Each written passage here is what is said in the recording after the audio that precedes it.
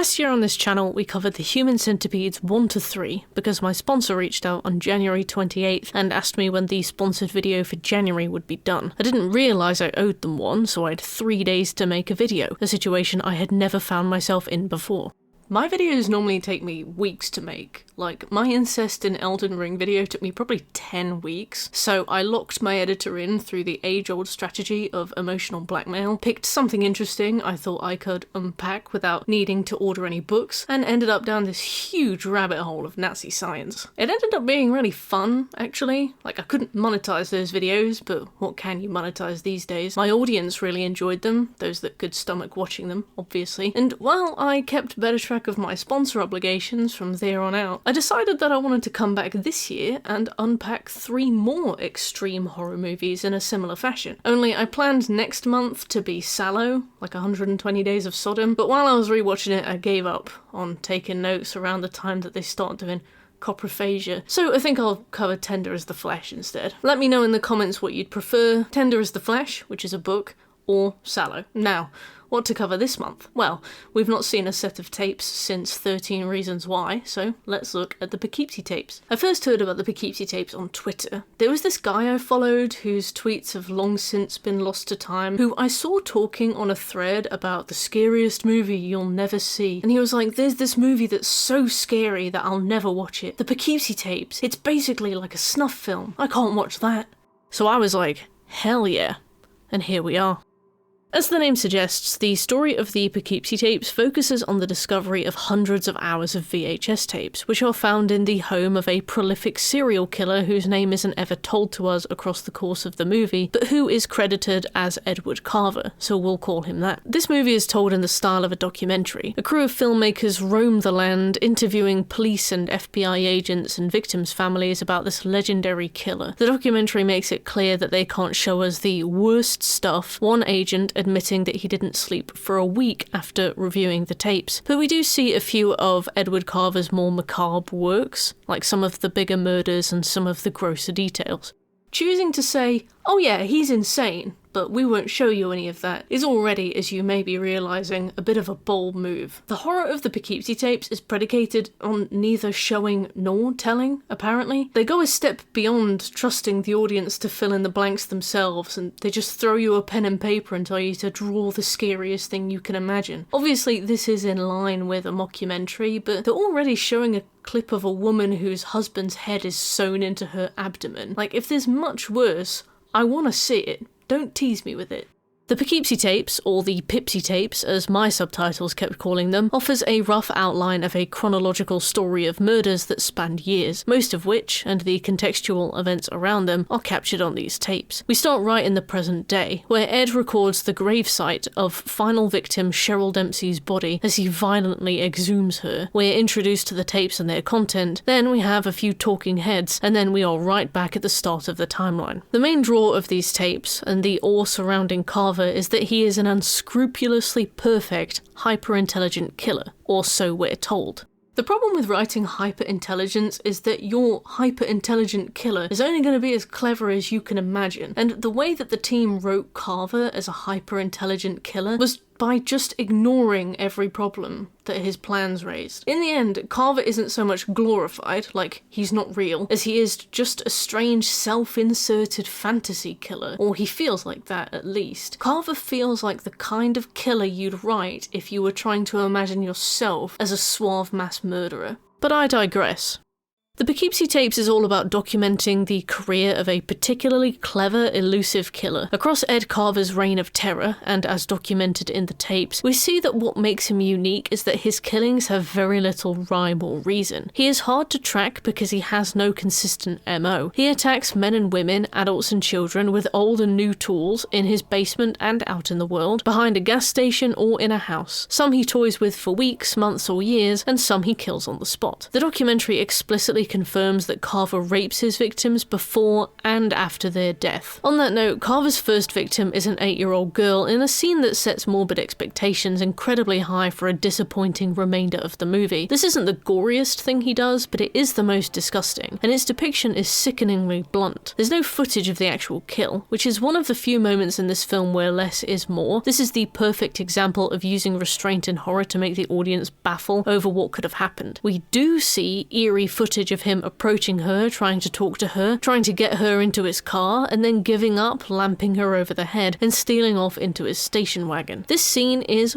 awful, in a good way, because it sets up some miserable stakes and a conclusion you already know is coming, and then you watch it unfold all within the first 20 minutes of this film. Awful. I can only assume that parents watched this in the fetal position. This was the best and most haunting scene in the movie, and it's all downhill from there.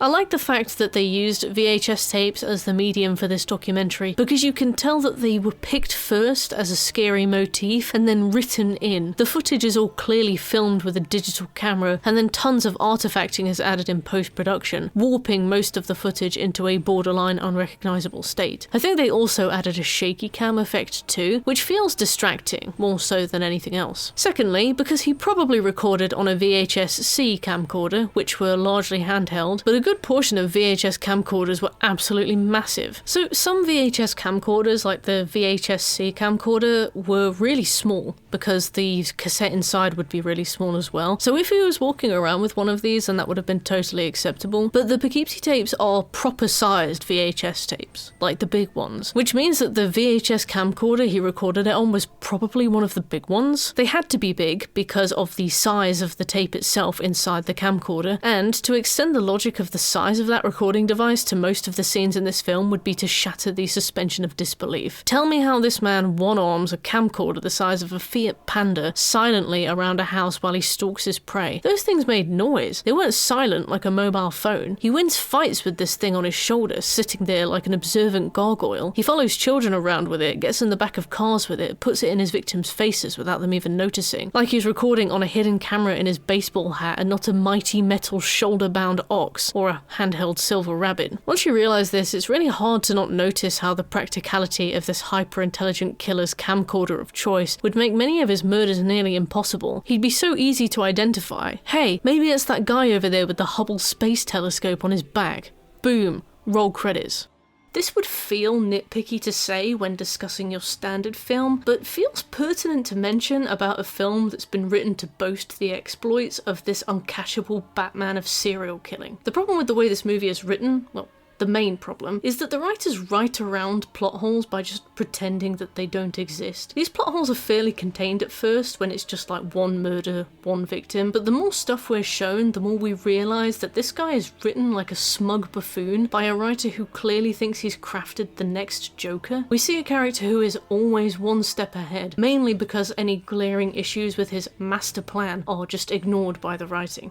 For example, Carver's second murder sees him getting into the back of a car driven by a young couple, pretending that he's stuck out on the side of the road. Naturally, he climbs in with this contraption on his shoulder and asks them if they don't mind him filming a little video for his trip. The couple don't mind, and even seem to be a bit charmed by it, again lending to this idea that the writers thought a VHS camcorder would look more like your standard camcorder, but they don't realise he's unlocked tier 3 equipment and he's taken them to Sunny Meadows. This section is framed around this growing impression the FBI have that this guy's the real deal, a genuine mastermind, and their evidence for this comes about while they're investigating the murder itself. The officers realise that there are only 2 strips of highway he could have been on in the hours leading up to the murder, so they reach out to all the petrol stations on that highway and ask for their CCTV footage. It is here that they find their man, wearing a cap to conceal his face. He stands in front of the CCTV camera and signs Red House, a clue hand-delivered to the officers so that they can find the bodies. And the officers are stunned.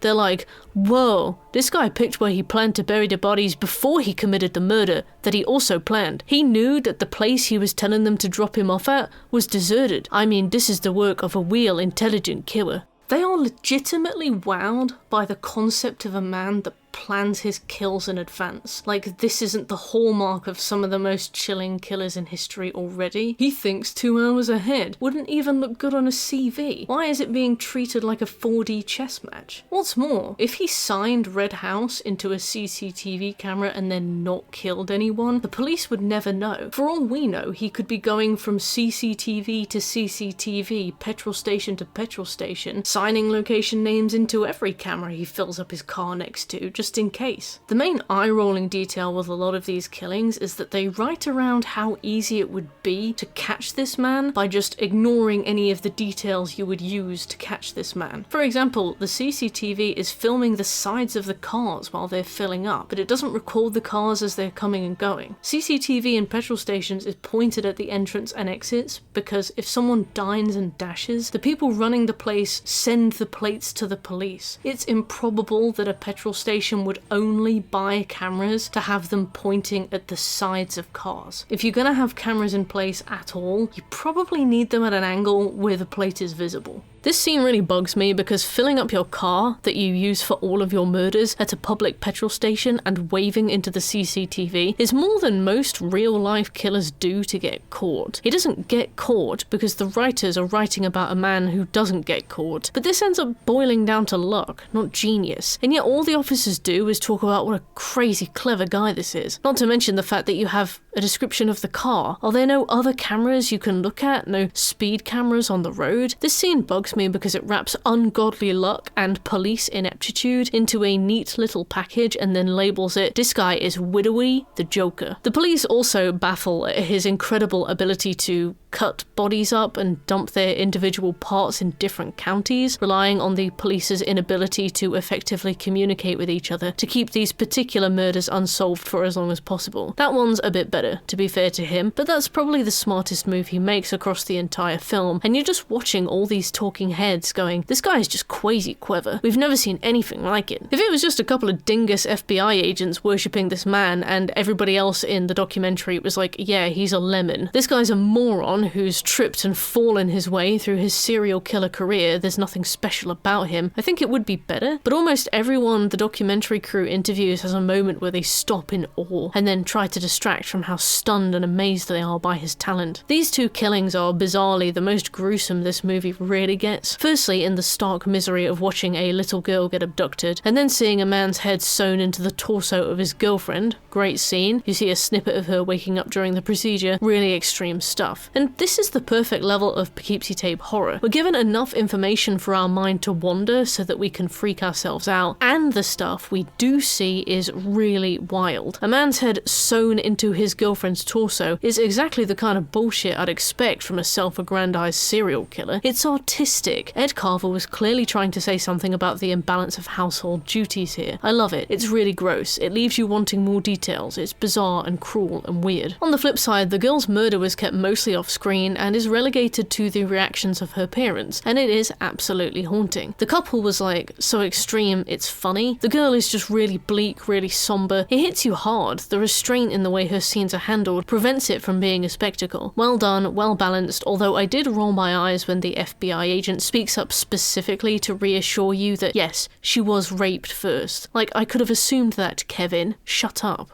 If you've made it this far into the Poughkeepsie Tapes, you've seen the best it can offer. Carver's next victim is going to be young Cheryl Dempsey, and her arrival is intended to mark a real turning point in this documentary, where Ed Carver hits his murderous stride and begins a reign of terror. This part of the documentary dictates whether you'll walk away having enjoyed it or not. It is so divisive, and obviously you can guess which side of the court I'm on. Cheryl is someone Carver takes an inexplicable interest in, and we're never really told what exactly it is about her that appeals to him, whether she looks like someone he knows, whether she reflects a demographic that he sees as subhuman, whether she said or did something that stuck out to him, made him want to possess or destroy her, so on and so forth. Either way, he winds up in her house one night while her parents are away and her boyfriend is visiting. It's weird, there are all these scenes of him creeping around the house, leaving the camera out in the open and fixed on his hiding place. Again, ridiculous that neither neither of them notice a huge camcorder on her bedside table, and he just toys with them for a bit. What I found weird about this was the fact that these scenes are clearly supposed to be incredibly tense, but they just aren't, and I'd attribute this to the fact that this is when the documentary pulls the curtain back and we begin to see Ed Carver on screen as a full person, just walking around a house. The willingness of this documentary to pull its pants down and show us this thing it's been bragging about for half an hour, and then it's just the most average thing you've ever seen, is to me a mistake. The second you see Carver on screen, the horror dissipates, and I find that really strange. I dabble in true crime when I'm sick of listening to music at the gym, shout out Crime Weekly, I'm a day one fan, and listening to stories of killers like Dennis Rader, for whom lurking in houses was a staple, is really chilling. Knowing that happened and could happen frightens me a lot in practice, but it just doesn't hit the same in fiction. Ooh, there's a man in your closet. Okay, and what? Ooh, he stabs your boyfriend to death and he's 5'9". Ooh. A guy in your house doesn't work unless it's written well, which this isn't. Even Michael Myers and Jason Voorhees had an element of the supernatural to them. The ability to appear out of nowhere, the ability to take infinite damage and then keep walking, the ability to resurrect. We've always had to give the guy in the closet a little something to make him actually scary. The Poughkeepsie Tapes fall short of writing a compelling villain because A, he's present in full form in the majority of the film, B, he is very much a human being, cringe and all, and C, he doesn't have anything particularly special about him except this apparently high IQ and one step ahead thinking, which amounts to signing the location of where he buries bodies into a CCTV camera that he's lucky isn't facing his bumper. This is the part of the story where they just start to lump lots of crimes into the same descriptions, but none of them hold any weight. It's hard to describe. Like, I've had this explained to me before and I didn't understand it, but I do understand it when I'm watching the Poughkeepsie Tapes. Basically, Cheryl is kidnapped and kept in this guy's basement, and the officers being interviewed are like, yeah, he abused her physically and mentally and sexually. Lots of sexual abuse, lots of wounds and injuries on her genitals, lots of sexual abuse. But in this documentary, it just becomes words. We don't really see what this means beyond what we can assume, and I'm not weird enough to sit there musing over all the different ways one can sexually abuse a woman, so I'm just watching it like, I guess he raped her.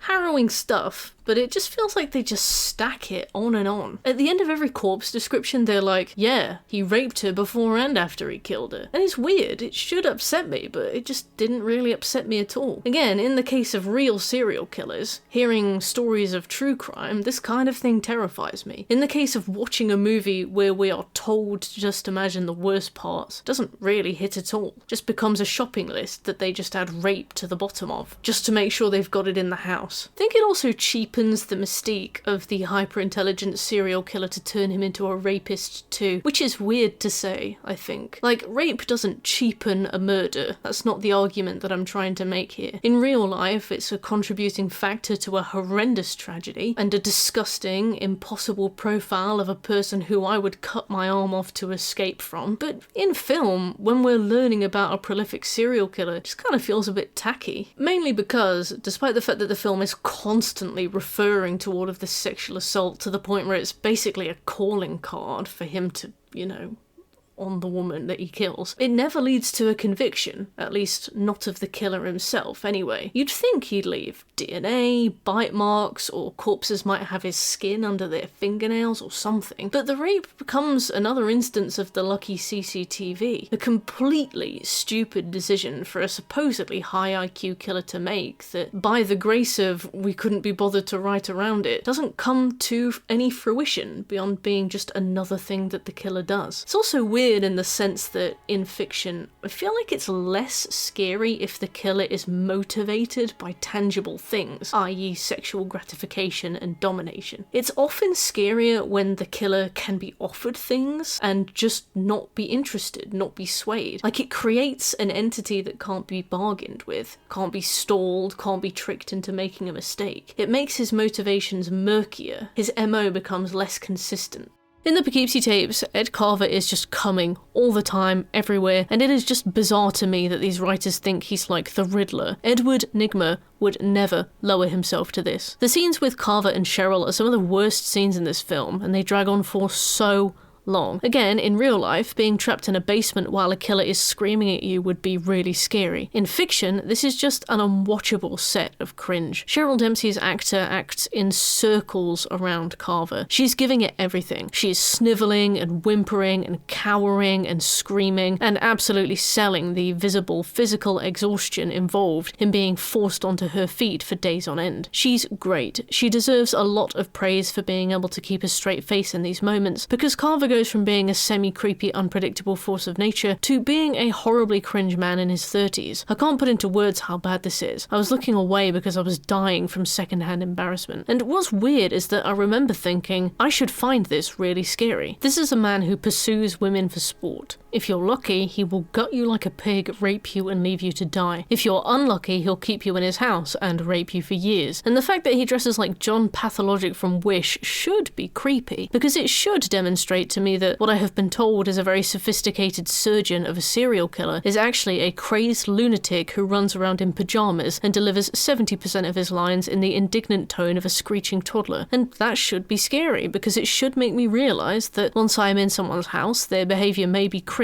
but it is outside my control. I should be just as scared of the cold, calculated killer as I am of the masked theatre kid killer, because my end result will be the same. And yet, somehow I am not. I watch the master and servant scenes through my fingers, not out of some tense horror, but because the screaming is so difficult to watch. It makes me wince. I feel like I'm watching a teenage boy yell at his girlfriend in the middle of the street. Like, yeah, awful for her, go and get with his best mate, Bethany, you deserve it. But also just this indescribably self-absorbed display of a man who thinks that what he is doing is really tough. It's hard to put into words. Some of you might know what I mean. It's like watching a man genuinely growl at someone else. It's like, I am the alpha behaviour. The more you have to assert that you're in control, the more obvious it is that you're not. Tension is destroyed. I know all movies are fictitious, but Poughkeepsie Tapes has this unique talent in making you totally lose your suspension of disbelief in a way I have seen no other film accomplish. We, the viewer, are just watching a man stumble over this Spirit Halloween costume cloak in his basement and scream at women. You're not watching a movie anymore, you're watching two actors in a room, one viciously out-acting the other as she waits for the scene to end so that she can go and pee.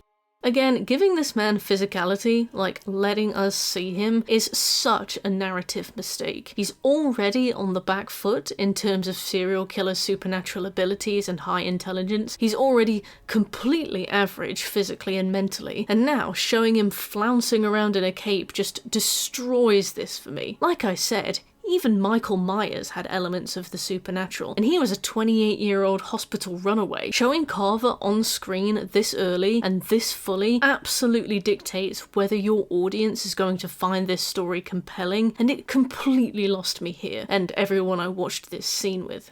Cheryl Dempsey's story is long. It possesses one or two memorable scenes, but largely just features scenes of her getting screamed at. I think that if Ed Carver's actor was better, if he had more aura, so to speak, if he controlled the room more effectively, if he was more of a presence, these scenes might have bothered me, but they just didn't. I've been more creeped out by a hoodie hanging over the back of a chair than I ever was watching this man work. There's this one scene where he crawls into a room backwards with a mask on his head, so it looks like he's like a four-legged creature, and everybody cites this one as being really creepy. And I'm like, no, not really. I don't know. It just does not hit at all for me. The main crux of Cheryl's tragedy is this scene where Ed goes to visit her grieving, desperate, searching mother, just so he can taunt her. The mother recognizes him and then starts really weakly going like, wait, come back.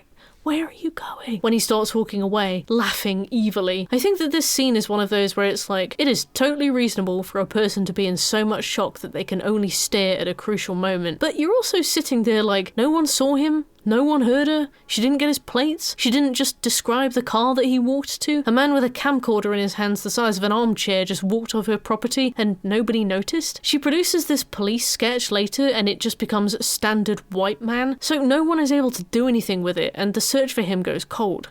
If you'll watch my stuff, you know that I don't really like to judge fear responses in TV, because I think any fear response is as valid as it is unpredictable. Like, when I step out into the road and haven't noticed a car coming, I freeze, because My primal instinct brain is like, yeah, just fight the big metal thing. Sometimes you do just stare at things that you should probably be doing more about. You can't help your own biology, so I'm not going to sit here and be like, you would actually apprehend this person and put them under citizen's arrest. Like, I think standing in shock is probably more normal to do than you'd assume, but you're still like, man, no one else saw him? No one saw his car? The camera he was carrying didn't raise any eyebrows? She starts running after him towards the end of the clip, like when she snaps out of the stupor, but he walks too fast and drives away. Like, I still feel like you'd get his plays.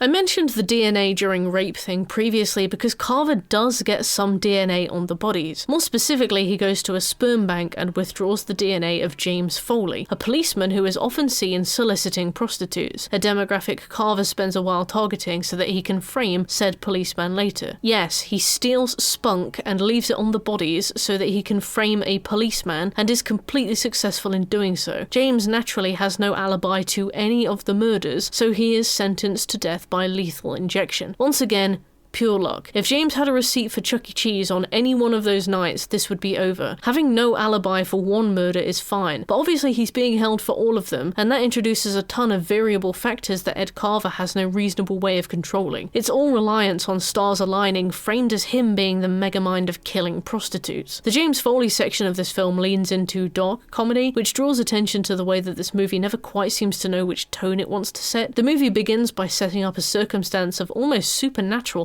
horror, this uncatchable killer. The first few victims are the most upsetting, so you think you're in for a somber, miserable ride. Cheryl Dempsey's section begins to feel more like a fan parody of Scream, campy, stupid, shouty, ridiculous. And then we get to James the Spunk Foley, who is killed by a lethal injection. And that's not the funny part. The aftermath is the funny part. By the time the police realise they have the wrong man, 9/11 has happened, and the story of his vindication is buried several pages down in the papers in a twist of sick, ironic fate. And once again, unbelievable luck for our killer. You might be able to convince me that he was grooming James for this from the beginning, always making sure James was without an alibi when he was killed, but you're not going to convince me that Ed Carver orchestrated 9/11. To Poughkeepsie's credit, there are two other good scenes in this movie that I'd like to highlight just to give this film the benefit of the doubt, which makes for a total of 4 good scenes, for the record. Firstly, the British business lady scene. A woman is tricked into Ed's car as he is masquerading as a police officer. He locks her in the back and begins to drive her to her destination, only as he misses exits purposefully, realization begins to dawn on her face. Once again, this is the case of Ed being out-acted by a consummate professional. Samantha Robson was on the bill, and you can see it. This woman delivers an Oscar-worthy performance while locked in the back of a car. You see her composure begin to melt, she starts crying, she's begging, she even tries to bargain with him, allow him to rape her for her life, but he laughs at her and does what he's going to do anyway. This scene was really tragic and perfectly executed, and it was the best scene in this movie by miles. Secondly, the Girl Scouts. There's a scene where Ed Carver gets 2 Girl Scouts knocking on his door. He films them as he leads them in and sits them down and offers them a drink each. There's a lot of uncertainty about whether he is drugging them, whether he will let them go, but when bangs erupt from the basement where a captive is tied up, he ushers the girls out. That scene is particularly tense because you're watching 2 potential innocent victims nervously answer questions in the house of a stranger, knowing that things could go badly for them at any second. In the end, this scene is used to demonstrate that the table between them is the masked, tortured Cheryl Dempsey, who is forced to pretend to be a piece of furniture as part of her mental reconditioning. The point was more to get the girls in a room without knowing that the lost victim of the Poughkeepsie killer is right in front of them, and to show off for his monolithic camcorder that he truly possesses this woman. Not a bad scene all in all. I quite like this one. But then we get to the conclusion of the film. The police manage to figure out the killer's house by reverse engineering the location from his map. They bust in, find the still alive Cheryl in a plywood box, and scan the place for clues. Naturally, they don't find any trace of the killer whatsoever, not even a piece of hair. Cheryl is mind broken, bearing the wounds of years of sexual abuse, including genital electrocution. She defends Carver in an interview and then kills herself. The body we see being exhumed at the beginning of the film is obviously Cheryl, with the events of the movie occurring outside chronological order. This scene is also stupid. Oh yeah, boss, we searched his whole house and there's not even a hair in there. Impossible, frankly. Don't care what you say. Ridiculous. His neighbours never saw him. Who's on the deed? The Girl Scouts he had in his house were never identified and spoken to, considering they saw him in person. His car would have been parked outside. Where's that? Someone will have seen it. Whose name is on the bills? Every step of this movie is clearly intended to create some new prolific kind of special magical serial killer. Everything feels like when people churn out analog horror videos so that they can sell plushies on Makeship. This feels like a franchising pitch. It feels like a run-up to Fortnite integration pitch. Even Hannibal Lecter got caught, guys. This just feels like complete and utter self-insertion. I think for me is that the idea probably is intended to be take real-life serial killers and dial them up to perfection in every single way. Make them uncatchable and inescapable. Make every interaction with them an interaction of complete luck, and then suggest that any person you meet could be that serial killer. Like, the point of the horror is supposed to be this new special breed of killer that could be any one of us, walking among us as we speak. But also the movie is so desperate to write a perfect killer that it forgets that it is constrained by the same brain as the rest of us, and so plot holes are avoided by just ignoring them, and twists are about as two-dimensional as you can muster. There are loads of killers this character feels inspired by, but he doesn't live up to any of them. Like I said, he's got a vibe going that is simultaneously the Joker and the Riddler, and yet fails on both parts. He plans his killings like Jigsaw, apparently, but with none of the creativity or purpose. And he actually reminds me a little bit of Ghostface, but specifically the Ghostface from the first Scream movie, where, to keep it vague for the sake of spoilers, it's just a teenage boy getting very upset and making a fool of himself. In a way, I feel like he's a bizarre version of Anton Chigurh from No Country for Old Men. Anton Chigurh had this unique way of killing with the canister that left behind basically no evidence, and he was incredibly intelligent and purposeful with how he chose his targets, whilst consistently evading law enforcement. This guy just kills at random, and the FBI, who have a conviction rate of over 90%, are just standing around like, wow, this guy's incredible. Also, Chigurh has like the coin flip thing, like he was an actual character. This guy is just like, I'm a cool killer.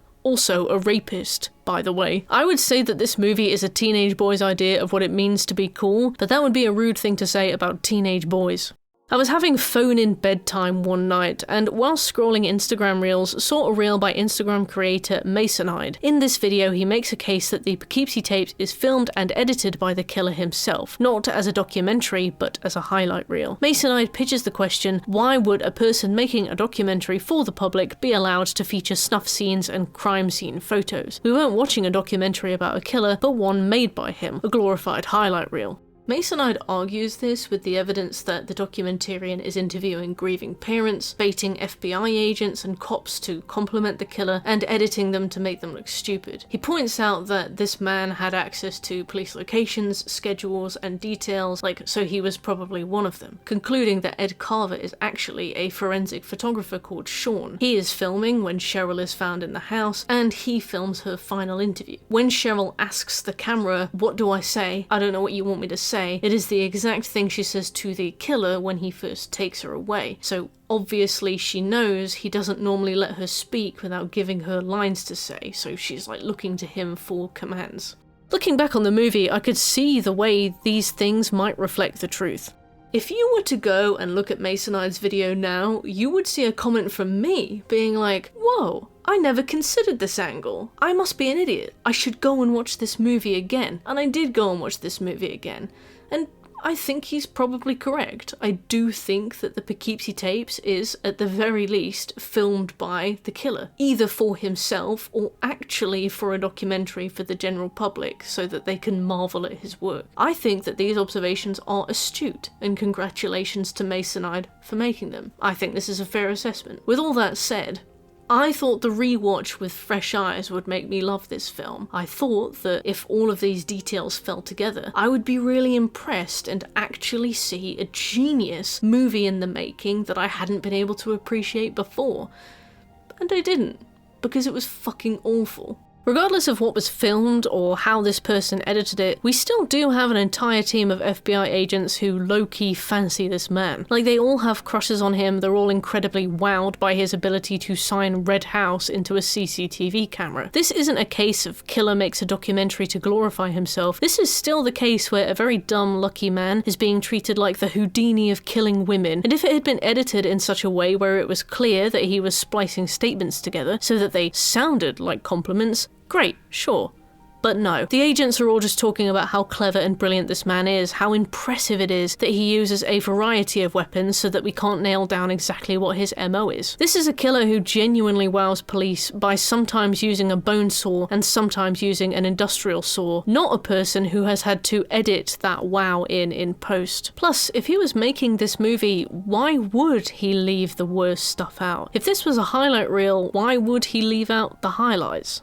Because this movie writes checks it can't cash. It tells us that this killer is so scary and so evil that the things he's done we can't even tell you about, despite this being a documentary about the things he's done. And then, even when this fictitious killer is making the documentary himself, apparently, he still doesn't show us, because if he shows us the bad stuff he's done, it might raise the age rating, and then we might not be able to sell more copies of the film. It might turn this wannabe snuff film into an actual snuff film, and less people might watch it. This is the most homogenized, hyped up wank fest of a movie I've ever seen, and I had to watch it 3 times to make this video, which is 3 times more than I would recommend to anyone. At the end of the day, this is a story of an average intelligent man who rapes and kills women, which is already overdone in real life and isn't really built upon in any meaningful way in this movie, beyond just making him a man who is really good at it, and really suave and really clever, and dresses like someone who has heard of Phantom of the Opera, but has never seen it and doesn't really know how the mask is supposed to look. All in all, if you want to watch a solid film about a serial killer, watch The House That Jack Built. It's slow, it's got the same philosophical bullshit monologuing that the Poughkeepsie Tapes has, but the visuals are shocking, and he is a man of true unadulterated evil. I really love that film. You see his stupid, blundering initial attempts at killing people, all the mistakes he makes, his lucky breaks that he interprets as God's will pushing him forwards, and then you see how he is in the present day, a cold, hard killer. It's a fantastic, underrated movie, and it does everything that the Poughkeepsie Tapes wishes it did. So I don't want to mince my words here. The Poughkeepsie Tapes is boring, overhyped onanism for the average male writer who thinks that tying women to train tracks is the bleeding edge of film villainy. It features plot holes in abundance, and instead of tackling them with tact and forethought and planning, and the kind of careful consideration we are supposed to believe that this killer possesses, the writing just ignores it. So many actual real-world things would impede this man's ability to kill and stalk, and most importantly, stay undetected by the police, and we just pretend they don't exist. They're just not relevant. The violence is very PG, and most of the graphic elements of this movie are relegated to a man listing all of the ways in which this Batman of serial killing sexually abuses all of his victims, until the words just become noise and you're not really listening anymore. The most egregious example being the fact that we're straight up told, yeah, he did some of the worst shit you could ever imagine. I didn't sleep for a week after seeing some of the worst things he did. We won't tell you what any of those are, though. Go and think for yourself about some of the scenes we could have included in this film that would have really frightened you, and we'll take credit for that. Thanks very much. Maybe the Poughkeepsie Tapes is secretly genius. Who knows? I don't think so, but who knows? Well, it's definitely not, but who knows?